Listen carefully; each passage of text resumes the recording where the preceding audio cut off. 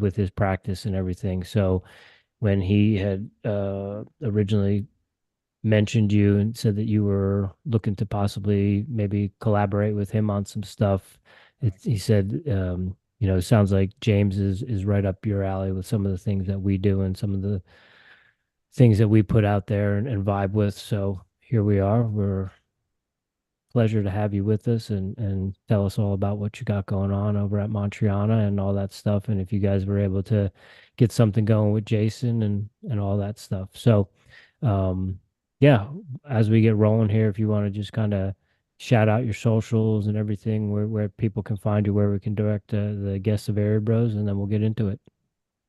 Awesome, awesome. Well, my name is James Thomas, and I'm the creator and founder of the Montreana Sound Journey.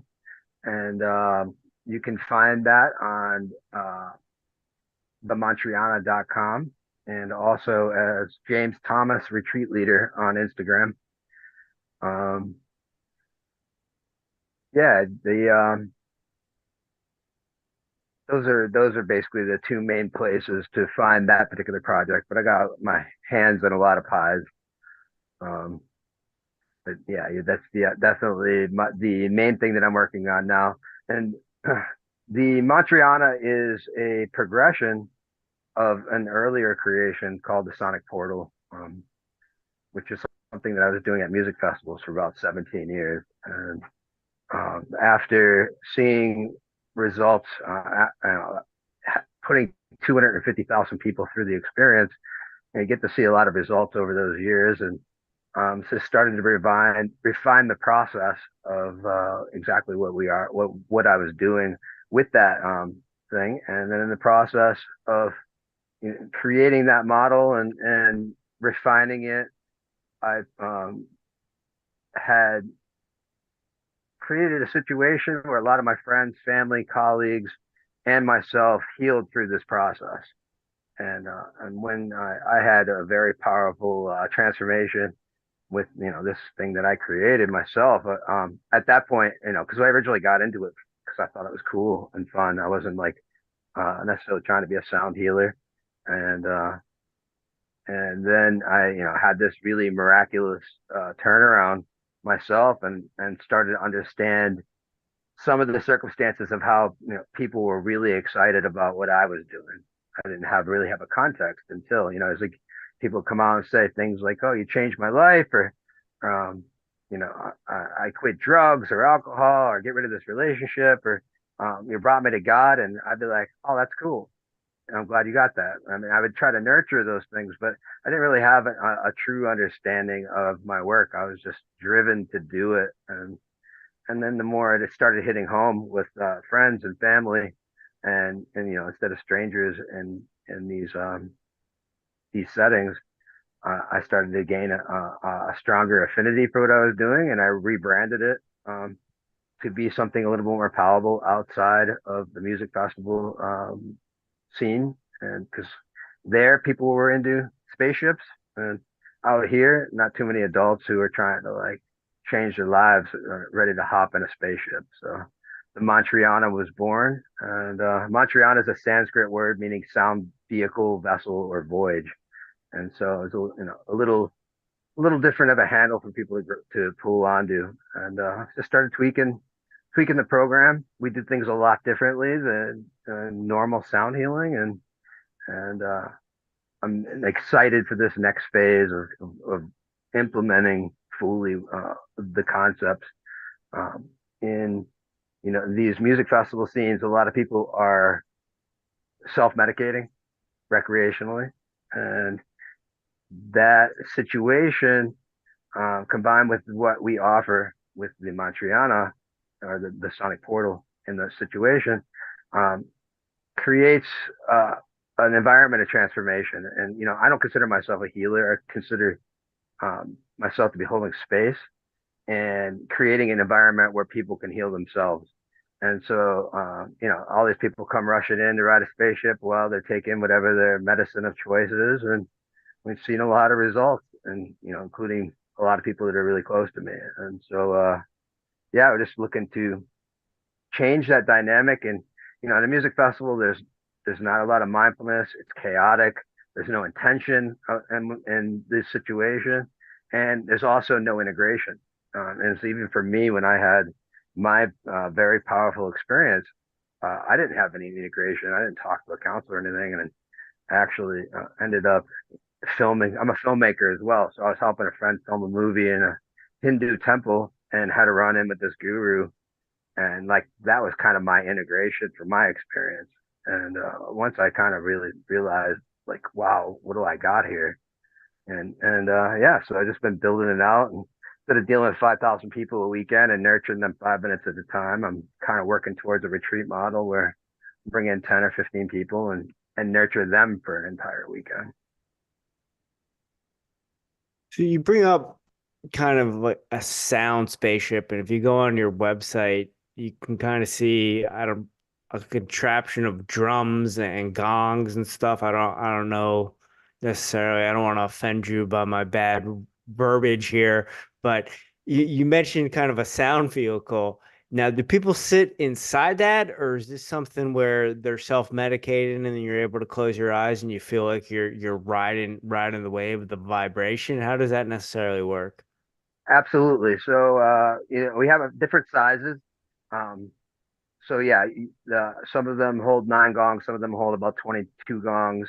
We fit in the pictures that you've seen, we fit as many as 20 people inside of that particular experience. And so yeah, exactly. You go in, and in a music festival scenario, I don't take it too serious. Like I'm not trying to be your guru or your leader or your healer or any of those things. I call myself a spaceship pilot, and we have pretty girls out front dressed in alien uniforms saying, "Hey, ride our spaceship," and I tell you jokes the whole way through. And essentially, what we're doing is not creating an expectation that I'm going to do something for you, that something is going to happen. It's like I could tell you all day. I'm sure you've run into sound healers before, and I could tell you all day how I think I want you to feel about sound healing and the process. You know, pet this rock and light this candle and do these breaths and all these things. Honoring the instruments and all those are really good. But in that type of environment, no one's there to meditate. Nobody's there to like really try to heal themselves, even though, recreation and getting together with people you love and having fun is a form of healing. They're not really looking at it like that. And so, I don't come off as, trying to tell people to enter my temple or my Om Dome or my meditation station. It's come to my spaceship and see where it takes you. And so, I tell them jokes and make them feel really comfortable, make them laugh, and believe it or not, this is the funny thing about this format is the experience is only 4 minutes long, and we see a lot of amazing stuff in 4 minutes. And so sometimes there's lines as long as 200 people at 10 to 15 people a clip going into this thing. And so, yeah, we make it, we do our best to make it fun. And the whole purpose of the whole spaceship is when you come up to me, you know that I know that I don't have a spaceship, but it's a metaphor. And then you have your experience, and it's a big joke leading up to your experience. But I lower the expectations so low that you could only go up. And then you come out and realize after the experience that you did go someplace, whether it was internal or external.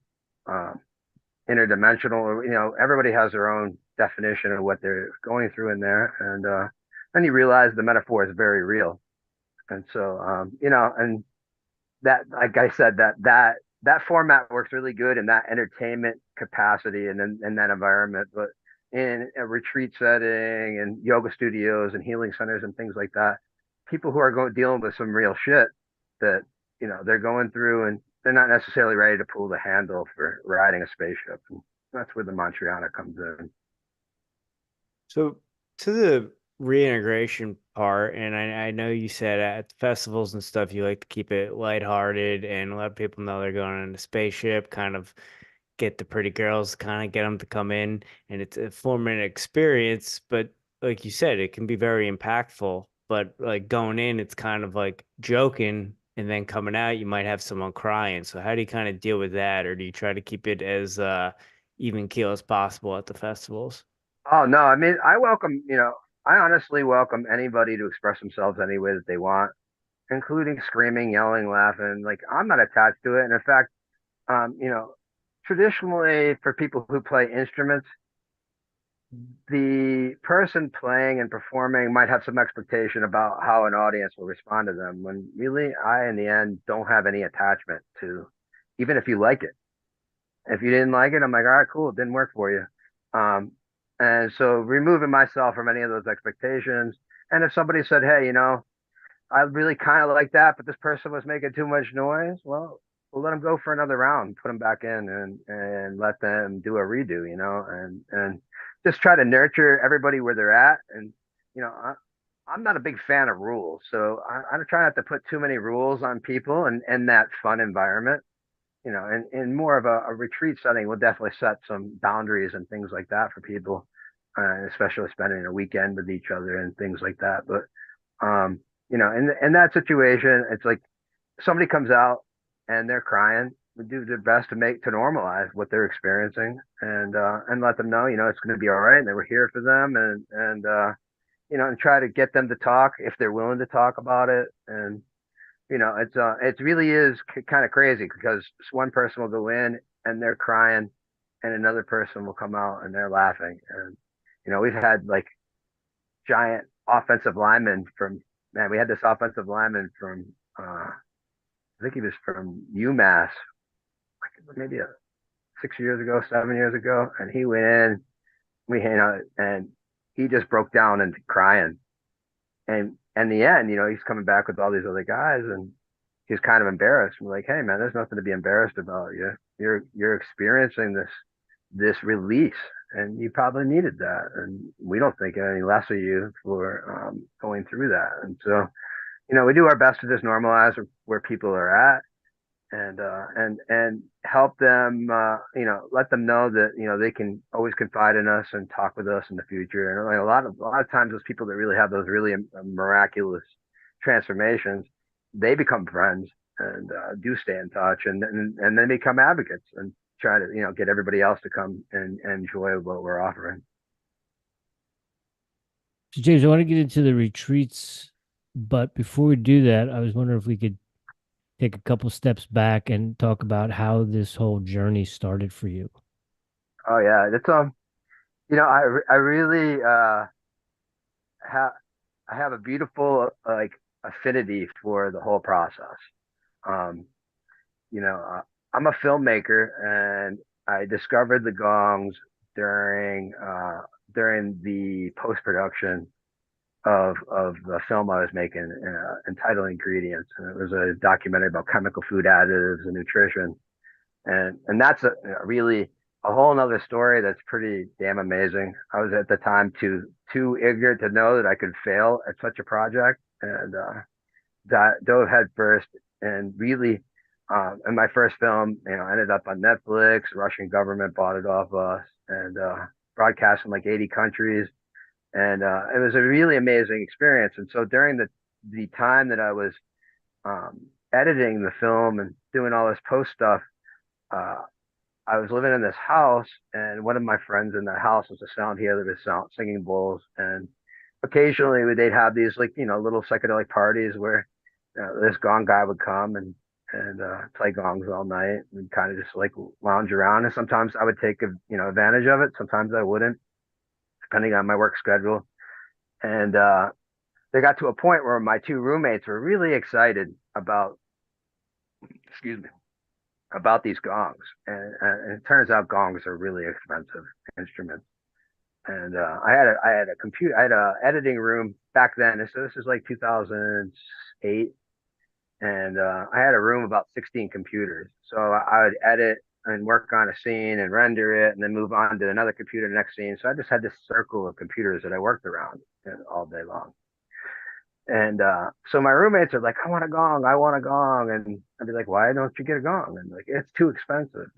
And so I just kind of let them complain for a little bit and act helpless. And then eventually, um, they kind of poked me enough where I got frustrated with them. I just pulled them aside and showed them that room full of computers. And I was like, you know what?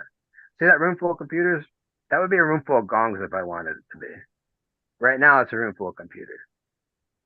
And I was like, make it your only thought, and you'll have one soon enough. And sure enough, took one of the friends' roommates like 3.5 weeks to get his first gong, and um, he he had asked me to quit, not quit, but stop working for a weekend and go out to a music festival with them. And for me, I was really attached to my movie, and it was very hard to separate from that room. It was an immense task, and he talked me into leaving one weekend and going to this music festival. Well, back then, music festivals definitely were not as organized as they are now, and so we went to this music festival. It was called Mountain Jam. It was in Hunter, New York, and it was at a ski lodge. And I'm kind of like a ask for forgiveness, not for permission kind of fellow. And so I drove my Jeep all the way to the top of this ski resort mountain, and the stage was at the bottom. And this was like on Wednesday, so there was no security and no one checking bands or anything yet. And we just went up to the top of this mountain and set up shop and set up an easy up and camp and right between like the Jägermeister booth and this giant inflatable roller coaster for Trojan condoms. So we kind of just threw ourselves in the middle of these sponsors, and nobody knew that we weren't supposed to be there. And the next thing you know, they closed up and put fences around everything. And by the time security came through, they kind of thought we were part of the deal. And so we're there the first day. And my friend, he was really shy at the time. He's now an incredible sound healer, an incredible businessman. But, he wasn't really proactive and kind of shy at the time. And so I spent my first Thursday kind of watching him flop, trying to get people to do this thing. And and then by Friday came, I was like, well, I better make something happen. And and, and so I just started walking up to strangers, put my arm around them, like, hey, come with me, right? Come check this out. And so we'd sit people down in a chair, and there would be just one gong, and and then I'd give them a blindfold, and immediately they think, am I on an episode of Punked or something?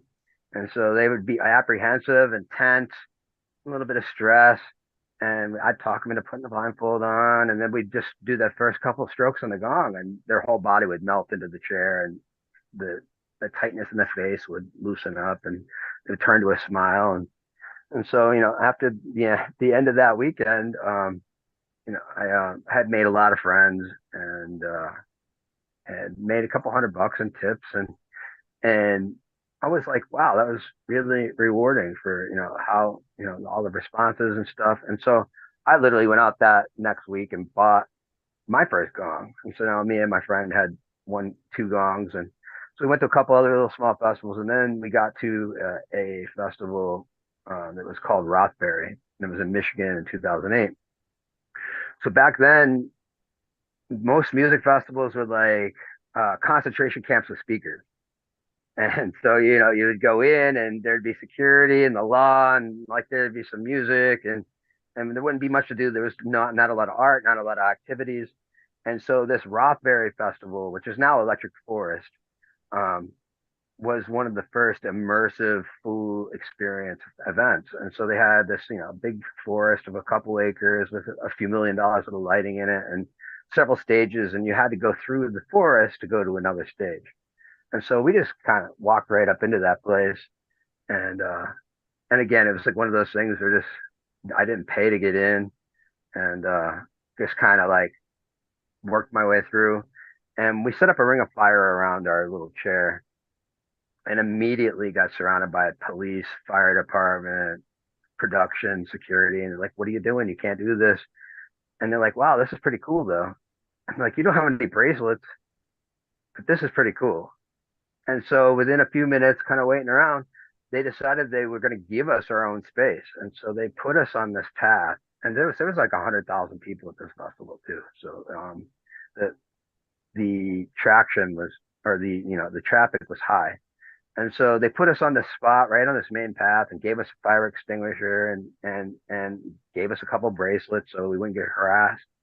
And that next day, so that was like Thursday, and so the next day, Friday, we have our spot. And what we didn't realize is that the scope of the festival. We didn't realize it was 100,000 people. We didn't realize it was a new immersive thing, and we didn't realize that every promoter in the country was pretty much at this event, checking out this new type of experience. And so that next day we got booked for like 8 or 10 other festivals because they just came up and seen what we were doing. And so like, we still didn't even know, we didn't have a system at this point.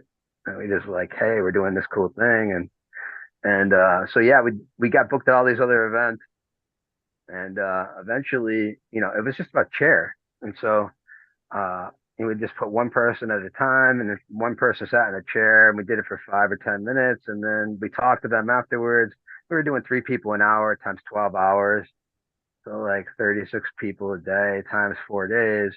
It's just a little over 120, 130 people. And so that's super unsustainable because I mean the events were just giving us passes at the time. We weren't booked or any of that type of stuff. And so we were only as good as we could get like one person at a time to tip us or, contribute.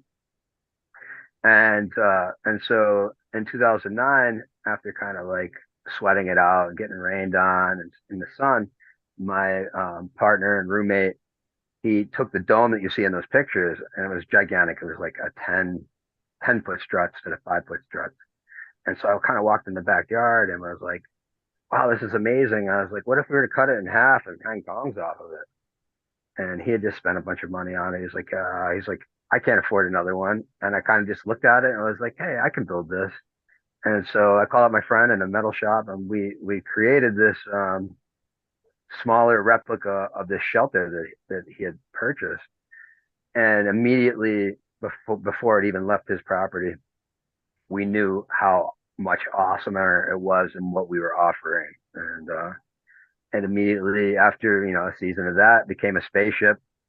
And we put lights on it and things like that. And we were originally putting like healing areas and things like of that nature, and not enough people were coming. And so I changed the whole format, made it a spaceship, put it in the thick of everything, and played a different style than everybody else. And it just kept evolving and got to a point where, I won't say perfected it, but really dialed it in, because like um, I can't be on site all the time. So I'm, teaching other people how to operate this thing. And so, everybody has a little bit of a different of a style and there's a lot of variables that go into it. But yeah, it was a very organic evolution. But the main thing throughout that whole process is the growth and transformation that people kept on experiencing. And so, what it started for to be fun and like be kind of like a rock star ended up being like, wow, we really tapped into something powerful and people look up to us. And, I don't know if you know what Zendo is. So it's like it's a kind of like a nonprofit where people go and bring, if they're tripping too hard and they give them integration and a safe place to like be. And so before all that was going on, that's kind of like people would bring all their friends who were freaking out to us and we mellow them out. And started realizing that we had a powerful responsibility to the community of which we were operating in, and kept on changing the direction and refining the process.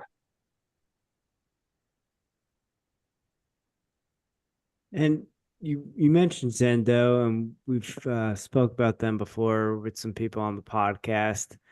I'm interested in the benefits that people get from it when they're not necessarily under any influence of anything in kind of a retreat type Mm. scenario. If you still get some benefit from it, or you kind of have to be on that level to get the full experience.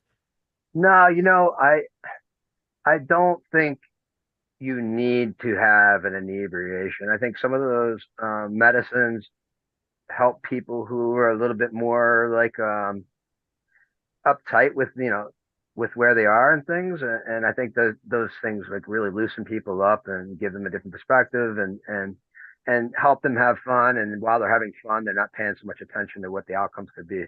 But we've had a lot of amazing transformations with people come 100% sober, and we've had a lot of people who are sober talk about how the experience was like their DMT trip.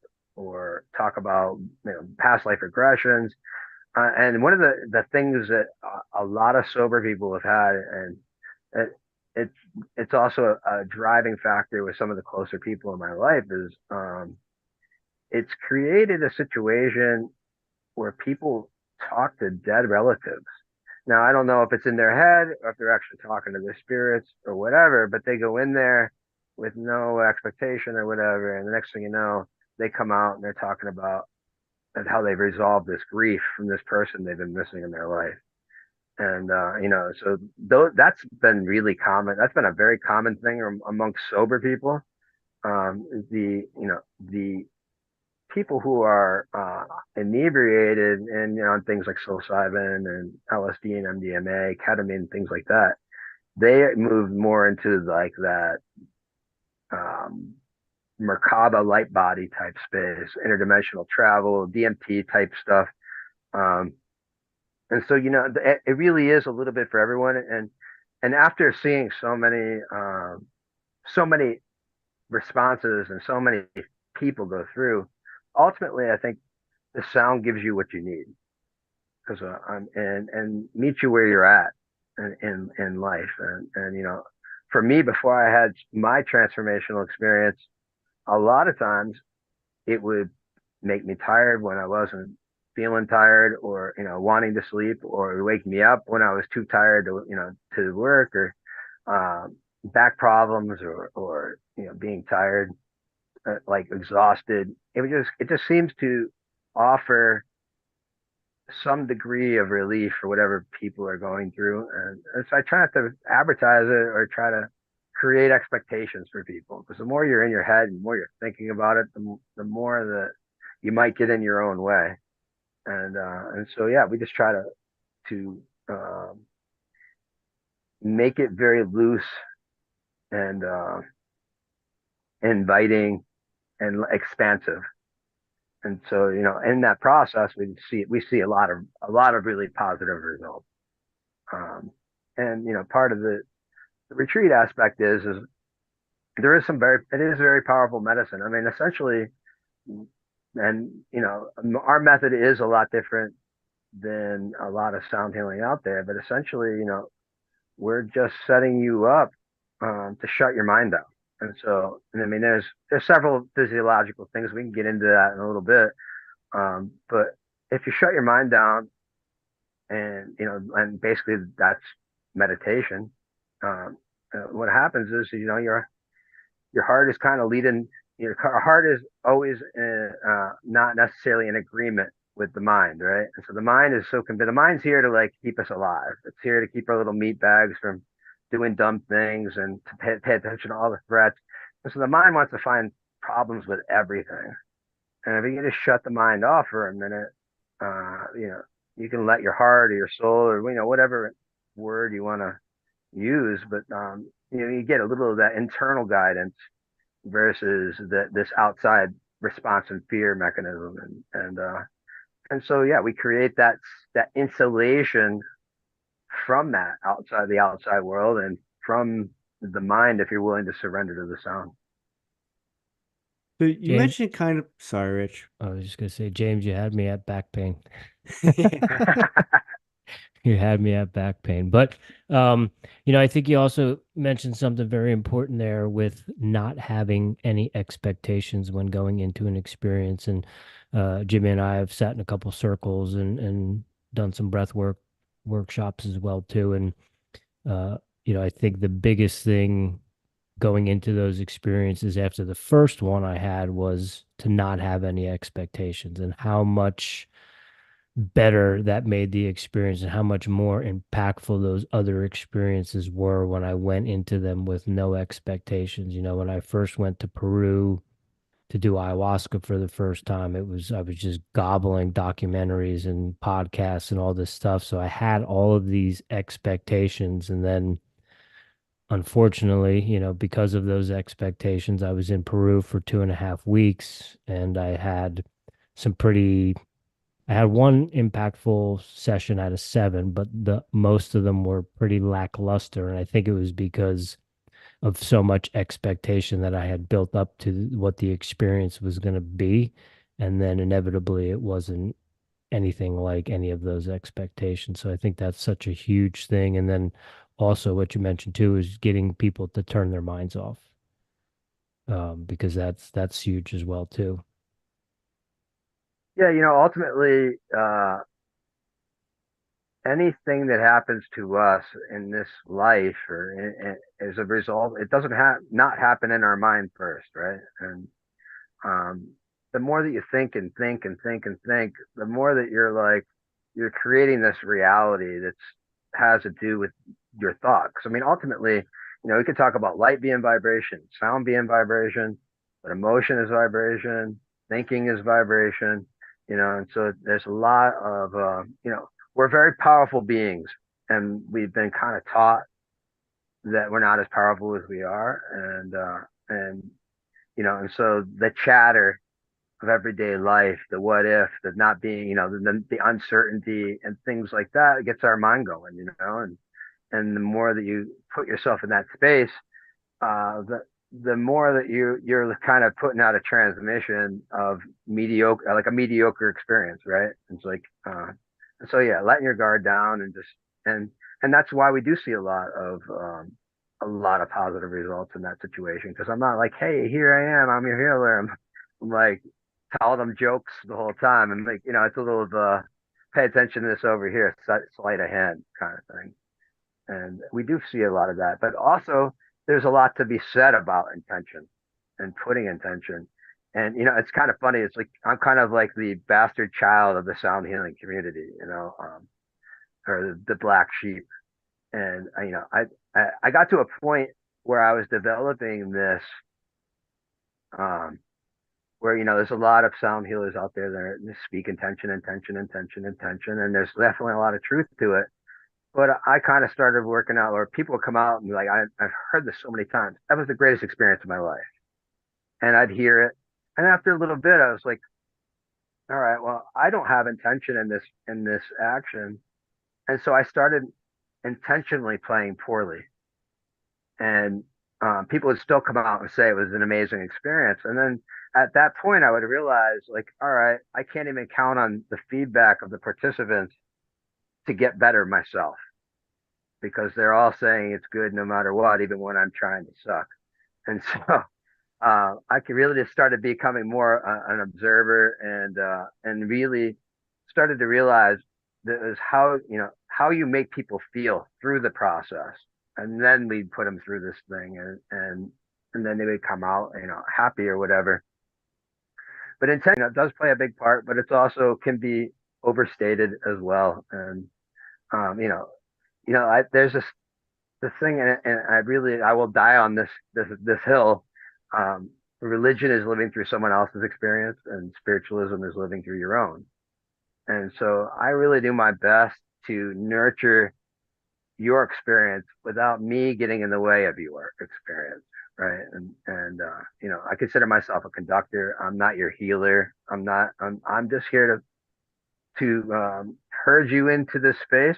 And again, it's like, and I'm sure you guys have interviewed it, a ton of people that are in different modalities and things like that. Um, you don't know what any individual is going to resonate with. It could be acupuncture, it could be meditation, it could be breath work, it could be plant medicine, it could be talk therapy. But it's up to that individual to kind of put themselves through several of these experiences to figure out what's going to resonate with them and what's going to work for them. And for me and a lot of people that I've interacted with, vibration is one of those things. And so, we're all responsible for our healing and our journey, and trying to find the things that work for us in our life should be a priority. Feeling good should be a priority. So at the beginning of this podcast, you brought up how you kind of stumbled upon this and you really didn't kind of seek this out as trying to become a sound healer or something you were doing, and then you had a powerful experience. And you had also mentioned being kind of the bastard child of sound healing. I'm interested, knowing what you know now and these experiences that you had, how you kind of interact with sound on a daily basis. Because when I started kind of getting into some different frequencies, some different hertz and stuff, I started noticing some benefits for myself. And then, some music that maybe I grew up on listening, I listened to that. I'm like, oh, this is kind of gross. Like this kind of makes me feel a different way. Like I'm curious to how if you have like a sound diet or if you don't kind of subscribe to any of that stuff or knowing what you know now, do you kind of guard what you take in as far as sound? I'm open to, you know, here's the thing with all like, see, I used to like be like, oh, I don't like this kind of music, or I don't like this vibration. But now it's just like I kind of see like all sounds as being an expression, either of the universe or of, and I might not necessarily resonate with them, but I'm not against them. And um, and what might strike me as being profound might irk the hell out of you, right? And so I kind of really invite people to see what's going to work for them. I've got probably 15 gongs.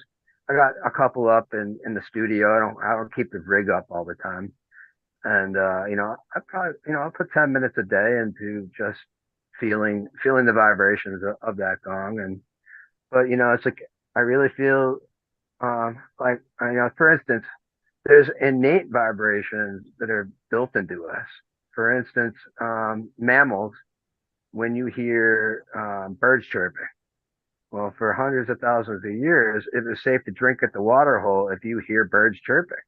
There's no predators, right? And so you might hear some birds chirping and start and feel like really relaxed and safe, and not even know why, not even really realize it. But there are a lot of vibratory outputs that do have a positive effect on us. And the gongs that I use are planetary gongs. They're so this mathematician by the name of Hans Cousteau figured out the astronomical values of, like, say, what one rotation of the Earth around the sun is. And then he brought it down to a sub-octave of what you can auditorily hear. And so that's what those tunings are. And, for instance, I got a Mercury gong, and, if you get into astrology and things like that, Mercury is about communication. It's associated with the thyroid gland. And I got a couple of friends who who had thyroid cancer and recovered from thyroid cancer, and it put them through. I don't talk about all these things. I'll have discussions about them if people engage with me, but I'll just like try to regurgitate a bunch of stuff. But then they come out and be like, points to the Mercury gong. I'm like, that thing really moved me. And I'm like, oh yeah, really? Because Mercury is directly involved with the thyroid. And so it's just, to me, it's interesting in some of the correlations and resonations that people can go through. And it's like for instance, I believe the Earth Day, so the frequency of the Earth Day that this guy figured out, I think it's correlated with the same frequency as DNA in our body. So like as above, so below type of stuff. So there's a lot of really neat correlations when you start breaking down and getting into the math and the science and of it. But in the end, I'm always focused on the outcome and the experience more than trying to tell you all these facts and figures and regurgitating things. It's like but there are some very neat things that happen as a result of the combinations of those frequencies. And it's interesting. So I've been working on some blog posts this week, and I've been studying and just going through studies about sound healing and stress and all this stuff. And something that keeps on coming up is brainwave entrainment. And so the combinations of which we use in there create and mimic phasing. And so, for instance, I think it's the moon and Uranus create a one beat, so they're 1 hertz difference in their frequency, and so they phase each other out and create a 1 hertz one one activation per minute or per second, right? And so it's just a bump, bump, bump. And so what would happen is, so we have a two-part system with what we have on that dome. And so one of the performers, they keep a high vibration going. And essentially that was created to drown out 100,000 watts of bass in four different stages around us. And so we bring that vibration up. And what's happening is you're getting a direct uh, stimulation of your vagus nerve and you're insulated from the outside world. And so we're creating this very high white noise and that can put you in a very deep state relaxation. And what happens is you get these phasings going on with theta and delta and alpha. And since you're so relaxed and your mind is kind of like not in the way, your brain can get entrained to these phasings, which is a lot like binaural beats. It's not actually binaural beats, but it's running on the same patterns that are creating, that theta, delta, alpha, and beta wave. And so what happens, and this is where some of these psychedelic experiences come into play, is people go in, they get into a deep relaxation, they're forced to meditate, and then their brain will get in sync with like a theta wave, and they'll have an outer body experience. And there's a lot of amazing things that could happen in that type that you can learn about yourself in that type of situation, and that's where the spaceship really comes into play. Is like you do travel, whether if it's in yourself or out of your body, it does tend to happen a lot. I actually played for four therapists the other day and did not speak about spaceships at all. And two of them came out and were like, I felt like I was riding a spaceship. And I was like, yes, glad you said it. I think instead of me.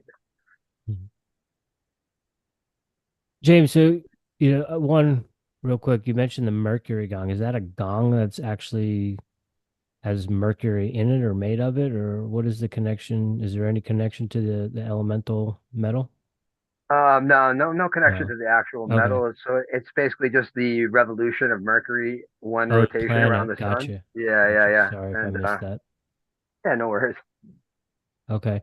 And so you mentioned the at the festivals we've got like this kind of 4 minute quick but impactful experience. What are the retreats looking like? Is it a multiple day experience? Yeah, so and we're still working out some of the fine details for that, and but essentially we're doing a four longer ceremonies that would be based around the elements. So it's like fire represents creativity and passion, and water represents intuition and emotion. Um, earth represents grounding. Air represents creativity or imagination. And so, kind of just like setting a light intention for whatever anybody wants to interpret and adding some of those things and those are elongated sessions, probably like a half hour, and then also nurturing one-on-one, but one-on-one and other groups with this thing we have we call the enchantment bar, which is using natural inebriants like kava and cacao, kana, and things like that. And then integrating, not every retreat's going to have either ketamine therapy or plant medicines, but whatever that one retreat has is having sound healing either in an integration fashion or some performance during that, and then also during breath work. And so, kind of just integrating this high vibratory experience with several of these integrated modalities, light therapy and things like that. And then also, having, sharing circles and creativity, encouraging journaling, things like that. Um, really trying to get people to feel their own vibration and help them unlock their own power and imagination. So we can all get pigeonholed into what status quo tells us we should be doing, and really, there's treasures upon treasures in every individual if they're willing to like really go deep within themselves. And for anyone listening to this podcast that is just pulled into what you're saying and they want to go ride the spaceship, do you have any ceremonies coming up? How does that work? Can people schedule you? Yeah, so I don't actually have a location where it's set up. Um, so, my next retreat is going to be in the Smoky Mountains in Mars Hill, North Carolina on May 17th. And, I still do work at music festivals, but it's starting to it's starting to wind down. As I grow older and more interested in helping people, the recreation starting to phase out. It's still a very valuable experience, and to be part of that community. So I probably got like 5 festivals this year where someone could get that 4 minute demonstration, and then I have a schedule on my website where if somebody brings me into their retreat or their workshop or their healing center or whatever, we post that and make it known that, hey, you can come down and experience this um, on these dates or whatever. But it's like the retreat model's a fairly new thing for us, and my staff who are working on these things, and of course, like talking to Dr. Blasniak and trying to integrate some of these above board experiences, because you know I would say that you you know I would say about 25 to 30% of my clientele is self um, administering ketamine before they come into the experience. Others are taking psilocybin mushrooms and things like that. But we'd see it. People administer it in line while they're waiting, and then go in and have these amazing transformations. And then there's no integration, there's no mindfulness, there's no intention. It's just a mishmash of all this awesome stimulation. And so, yeah, I'm really working towards refining that and taking, those demonstrations and bringing people into a more meaningful experience. You mentioned a couple times during this podcast that you're a filmmaker. Oh yeah. Do you have any films that you're working on right now? No, um, so it's funny. It's like the documentary that I was working on back when I discovered the gongs.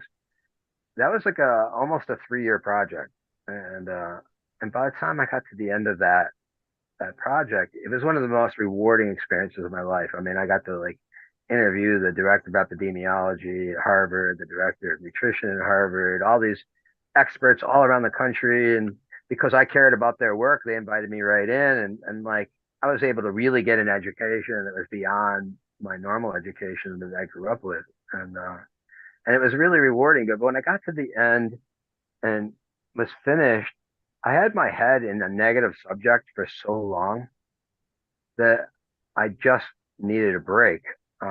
And from it, and then there's also the echo chamber effect where I made this movie and more people who already knew the information watched it than the people who needed it.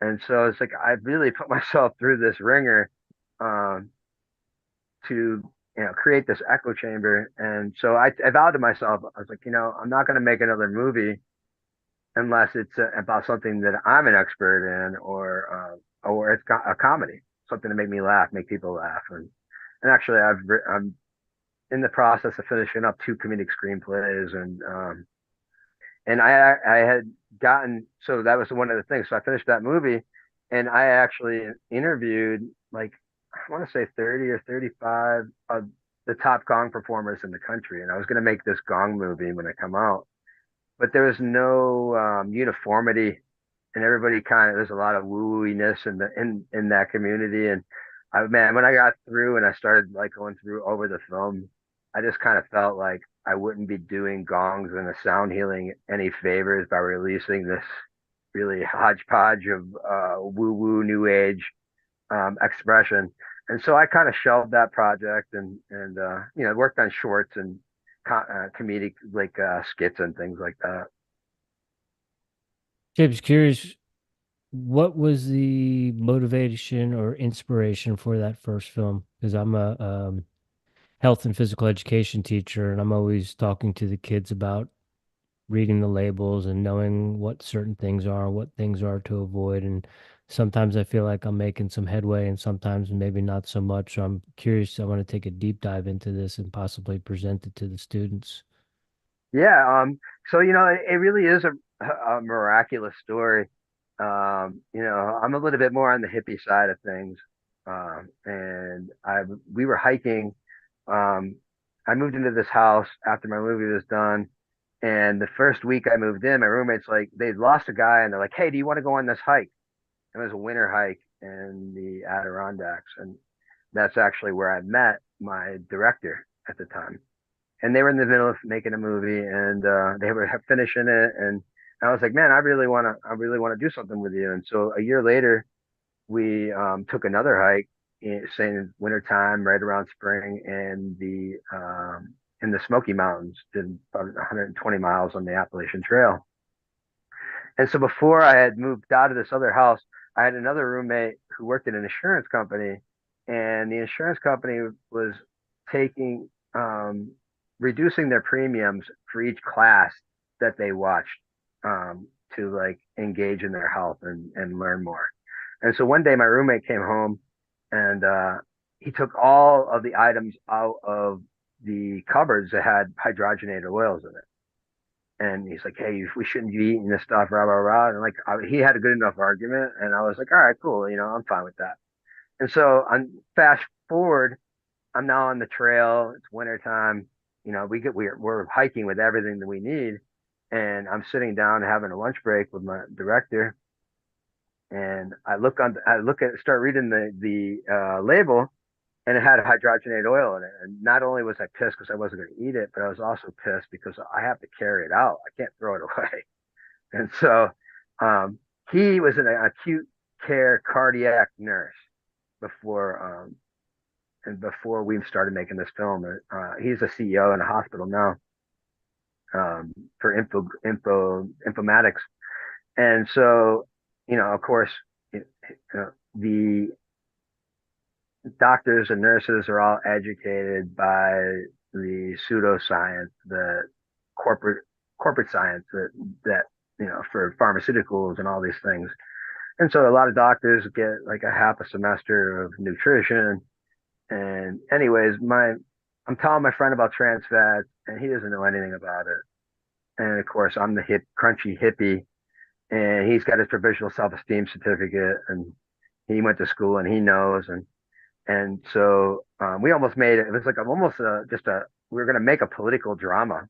It was going to be just a fiction story, and so I'm bitching about this granola bar that I'm not going to eat, and then I get back to his house, and that's we were going to spend 2 weeks after this hike to go over what our movie was going to be and to write it or get a outline or a synopsis. And so he's feeding me all this food, and he had a 2-year-old daughter at the time, and he kept on feeding me this food, and I would look at the ingredients like, dude, you're feeding your daughter garbage. I'm not going to eat this food. And so he's going to work, and I'm kind of at the house doing research and stuff. And so one day he comes home from work, and I show him on the American Heart Association's website. I'm like, look, man, this stuff is poison. And so I took him down to the grocery store and showed them. I was like, look, it's in everything. And he's like, oh yeah, yeah, you think whatever. And so then he went to school. He went to work the next day and asked the cardiologist. He asked all the doctors, the surgeons, the nutritionists. Nobody knew about this thing. And so he came home, and I was harassing him some more. And he looked at me and he's like, dude, he's like, this is our movie.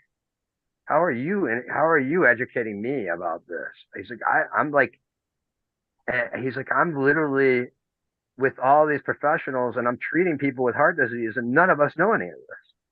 And so him and I went through this big thing, and so we studied for like 6 months, and I put out calls to like all these like really heavy hitters in the industry, and everybody gave us a yes except for the FDA. And so we immediately went into like production mode and just went to town on it. And it really it was like one of those things where you're on the right path, and you just don't know it, but everything just keeps on happening the right way that it's supposed to.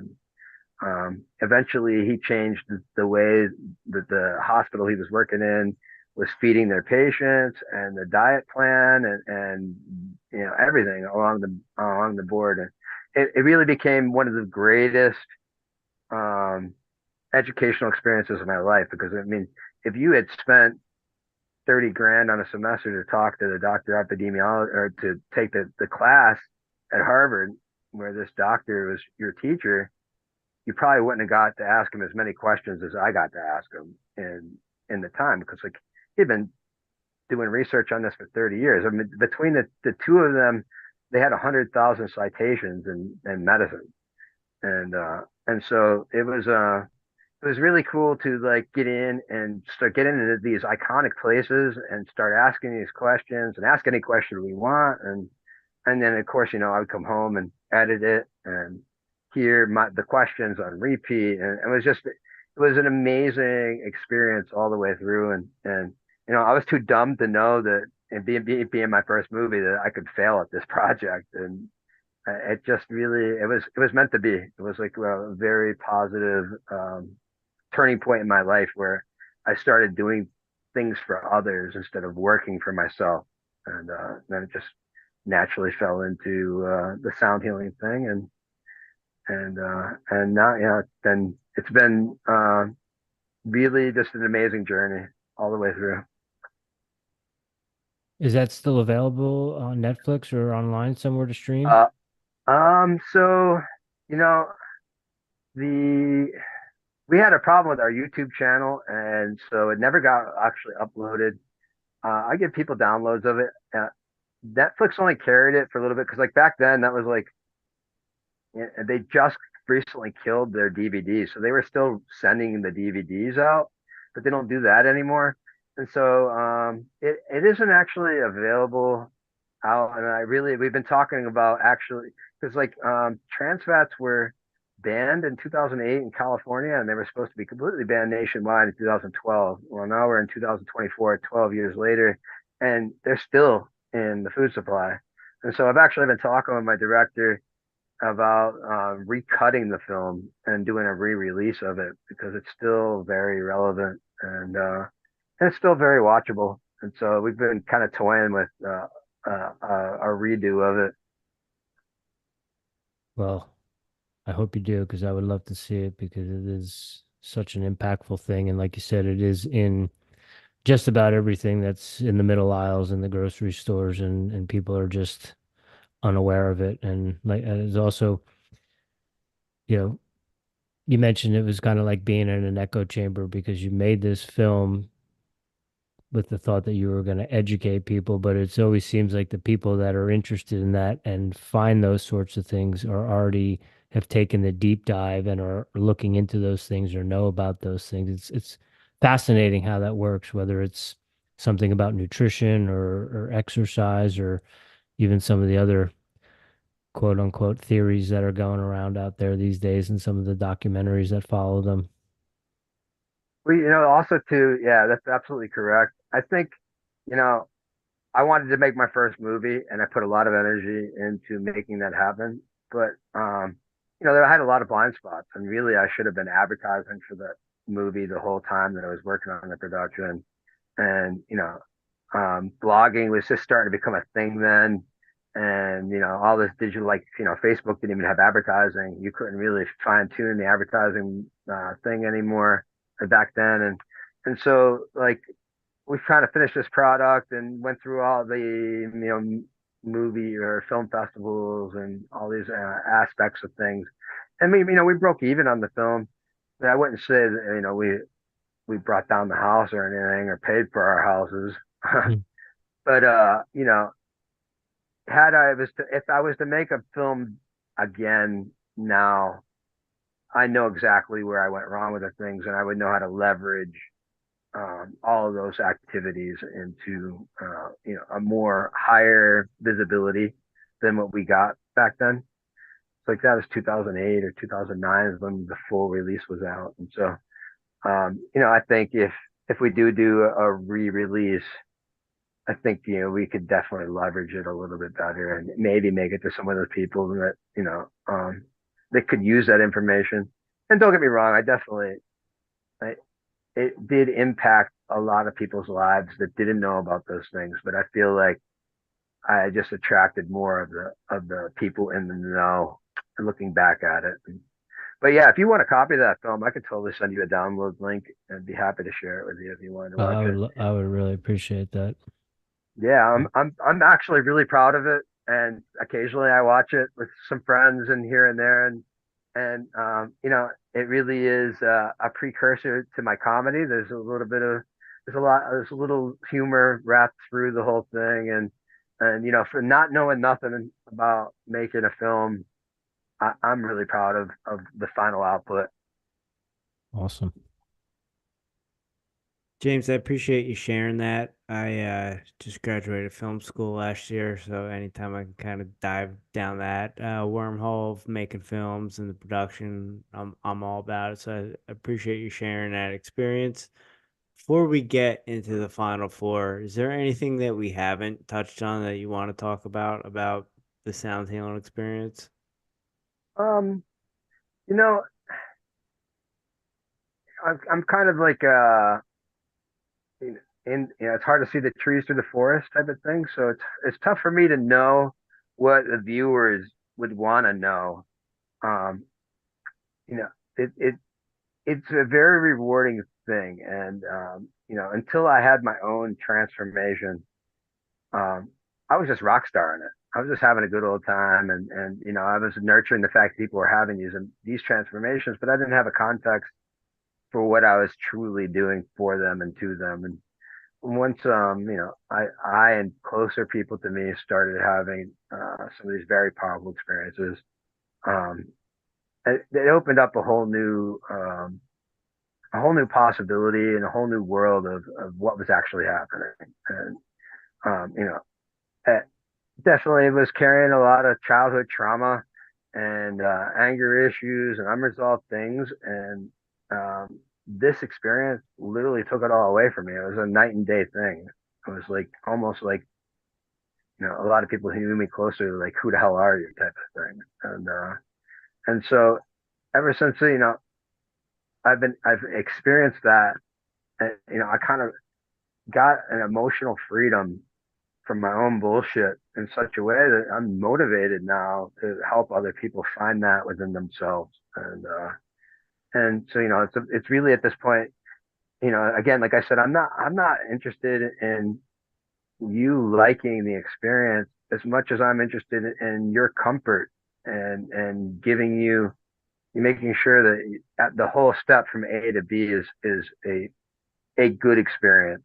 You know, the gongs will speak for themselves, really, but you know, it is about you know, you know, the apprehension that some people have and the stress that some people have, because I mean, it looks crazy, right? You got this big giant contraption, it looks scary, it looks loud, and there's a little bit of apprehension um, for people who go in and they realize it's not as big of a deal as their mind is telling them from the visual aspect of it. And so, really, I'm just really blessed to be doing what I'm doing and continue to refine a new product for people who are looking for a little bit more than just some fun, you know, and offering a safe space to nurture people to go through that experience. Because ultimately, I think all the answers are inside of us for ourselves, for our path, for whatever, and you know, whatever is troubling us. You know, it's our self-deception and our aversion to pain that keeps us from exploring it and looking into it. And so yeah, mostly just trying to keep a very safe space for people to have that exploration, and you know, and make them feel like, you know, there's nothing you can do or say that's going to make me judge you. Like, I've already been there, done that, and you know, whether if you're going to laugh, cry, scream, kick, and some, I swear to God, we've had situations where you'd think that we were performing an exorcism, and even want to quit performing and don't. And then people come out and be like, that was the greatest experience of my life. I don't, you know, I lost something there. And, you know, so it's like, um, you know, trying to just be there and be present and hold space for people the best way we can, and create those nurturing experiences, whether if it's, you know, breath work or yoga or other things. It's like, you know, to multiply all of it on top of each other. It's like I don't want to be the main event as much as something that's auxiliary or a part of a sum of other things as well. And I know what it can do, but I also know that there's a good chance that you could go in there and not get what I got out of it. And so integrating it with all of these other things, it just amplifies. It all amplifies upon each other. And so yeah, we invite people to just come and try to show up for themselves and be their best selves for a weekend and see where it all takes them. Get out of James, their environment. What's that? I was gonna say, James, I said before you had me with back pain, but you really set the hook with childhood trauma and anger issues. But it's to the back to the the back pain and stuff. So when if you can get entrained to a delta frequency, so that's like deep sleep without dreaming, and that's when your body's repairing itself. And so there's a lot of weird situations where if you're in delta, getting trained at delta or theta, where you come into this experience, and even though you're consciously awake, your body's going through processes that you wouldn't be conscious for if you get into that entrainment.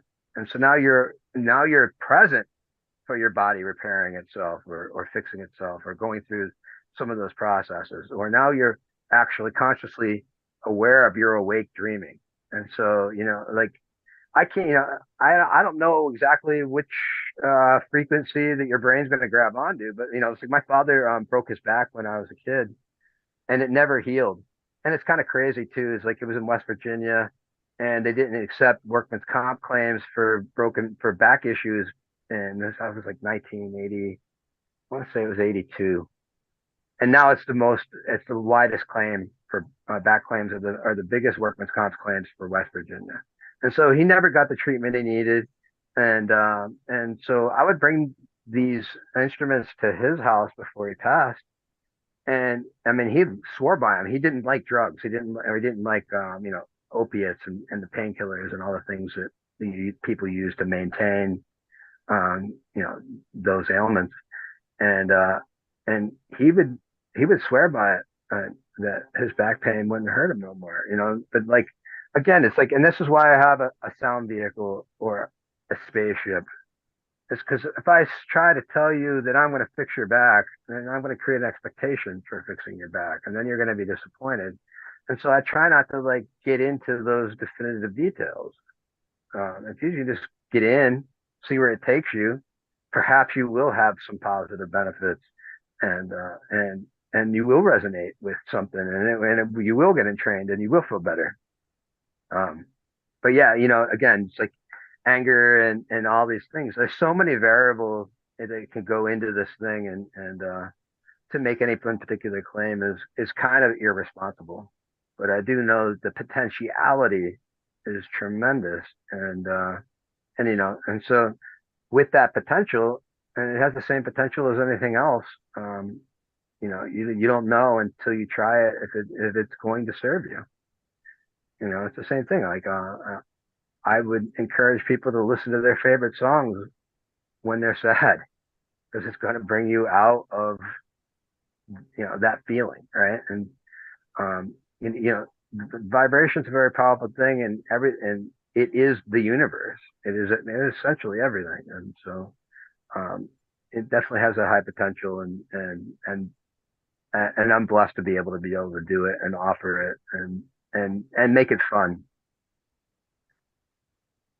Amen. James, yeah, amen. I really appreciate your perspective and your openness of, hey, come ride on my spaceship and see what happens. I think that has me more hooked than some of the other things because, like you were saying, a lot of sound healers, a lot of healers in general, I'll heal this, I'll heal that. But the one that tells me, I don't know what it's going to do, that's the one that intrigues me. So I appreciate that mindset. James, Yeah. we have 4 questions we ask all our guests at the end of every podcast. The first one I have for you, are you a coffee drinker? So intermittently, I do like it, but coffee's kind of like a crapshoot. You don't know who's making it and with what and how powerful. And so sometimes I drink a cup of coffee and nothing happens, and sometimes I drink a cup of coffee and don't sleep for 2 days. And so I tend to I like to craft my own coffee in my own situation, and I definitely write better with coffee, get better jokes. Uh, I can do remedial and repetitive tasks a little bit better with a little bit of coffee in my life. But also, I'm a night owl by nature, and if I can't even think about having a cup of coffee after 11 a.m. Otherwise, I probably won't go to bed till 8 a.m. the next day. So, you know, it's definitely a weird integration in my life, and so I try to pick my battles with it, as opposed to a daily thing. Like, um, definitely, I think a cold shower will wake me up a whole lot better than a cup of coffee. But I do like the speediness of that, the blood going to the prefrontal cortex and like just getting those ideas out and being a little bit speedy. Like the thought, it definitely helps with the creative process. James, do you have any daily practices or rituals that you do on a regular basis to show up as the strongest version of James Thomas? Um, I really feel like a day is complete if I get, a few miles walking, get a good stretch, and get a good meditation. And anything that happens on top of that is really just icing on the cake for my experience that day. Is really, and I do my best to eat really healthy and put good things in my body, and so I really just make sure that I all the inputs are the best I can be, so that my outputs are as quality as they can be. And as I age, that whole stretching thing is super important. If I miss a day of stretching or 2 days of stretching for whatever reason, I totally feel it at this time.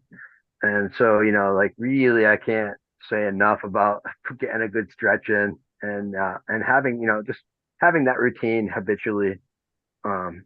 It's just really good for the body and for the mind. Because if you're aching and you're having a hard time, it can really take you out of your creative energy and enjoying your moment, which is now, which is all we have. James, you mentioned hiking earlier a couple times, and you said you did a one excursion on the AT in the Smoky Mountains. Have you done multiple sections and or the entire thing? I haven't done the entire thing, but I've done some good 80 to 120 mile sections throughout it. New England, New York, the Smoky Mountains, and did about 60 miles down, starting at I think what is it called, Springer Mountain at the base Yeah. in Georgia there. Okay. Um, but, I'm not susceptible. I really struggle after the temperature gets to be about 85 and 100% humidity. So I tend to do those hikes more so in the cooler months, and Okay. uh, and so that they're just more enjoyable and just tolerable. Yeah. So like being at Springer Mountain in late May or early June That's rough. seems yeah, exactly. James, what are you listening to right now? Music, podcasts, audiobooks? Are you reading anything? So I probably should listen to more podcasts than I do. I spend more time reading than listening. And what I've been trying to do lately is I like to read a book while listening to the book. But I haven't done that in a quick minute, but I do enjoy that. But yeah, I I'm being surrounded in music festivals the last 17 years. I don't really like search music out. I do prefer live music, but like when I'm sitting here in my office, I might listen to a gong CD with no words or classical music to like just keep the workflow going. But no, nothing with lyrics.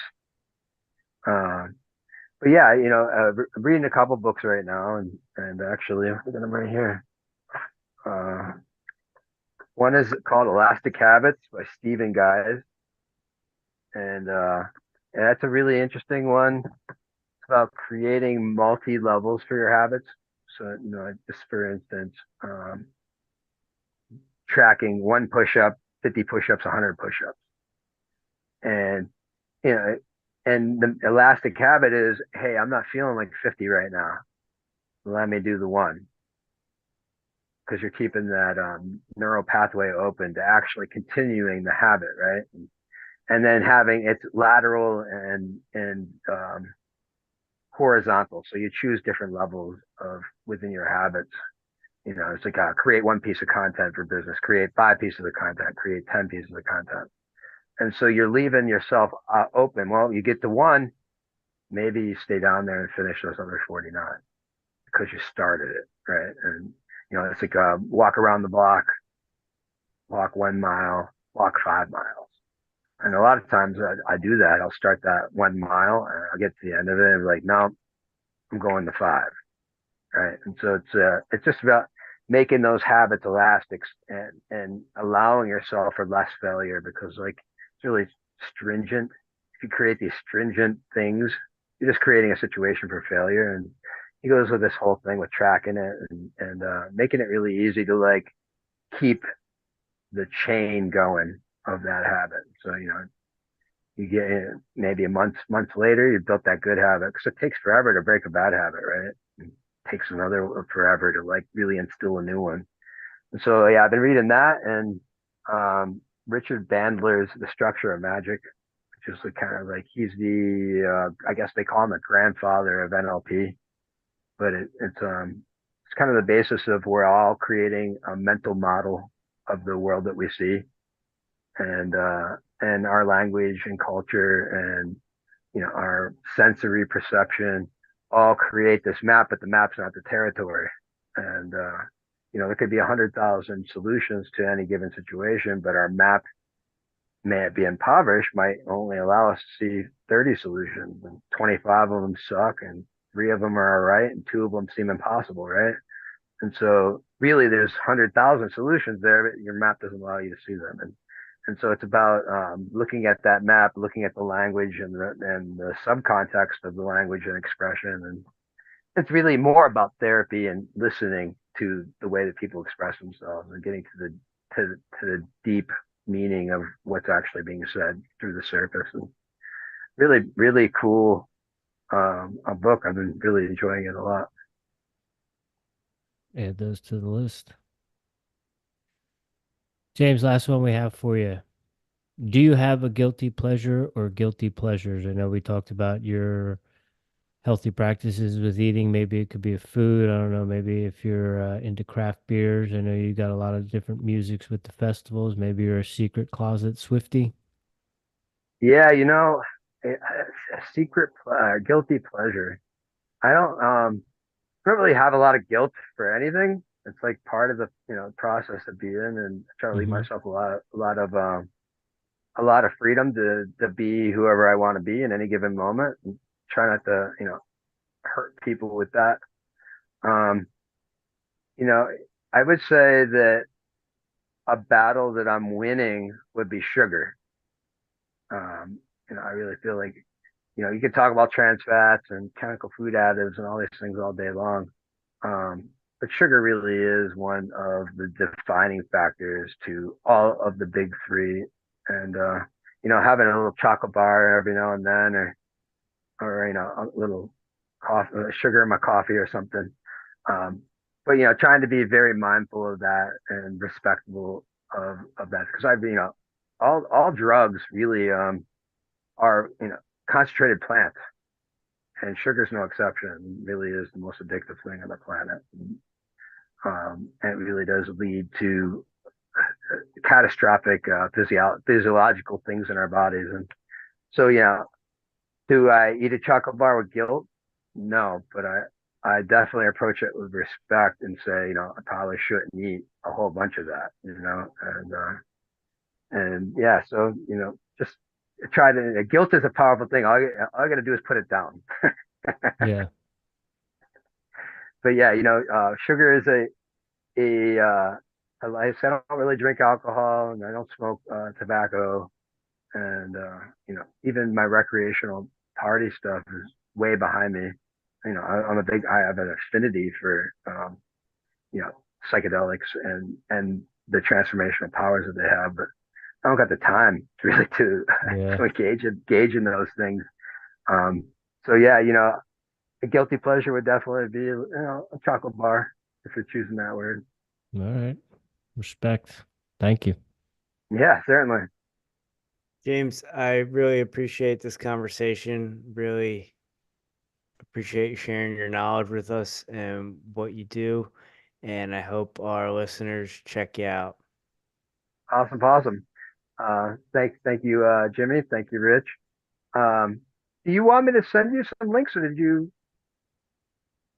Yeah, you you download? if you have any additional links or anything you want us to put in the show notes, I will put any of your links in the show notes. Anything you want me to promote, I'm happy to put in the show notes and or with the social media posts that we put out when the audio version comes out. Because this will live on YouTube right after we get done, but then we'll put it out additionally in the audio format on all streaming platforms, and that'll probably be in 2, maybe 3 weeks.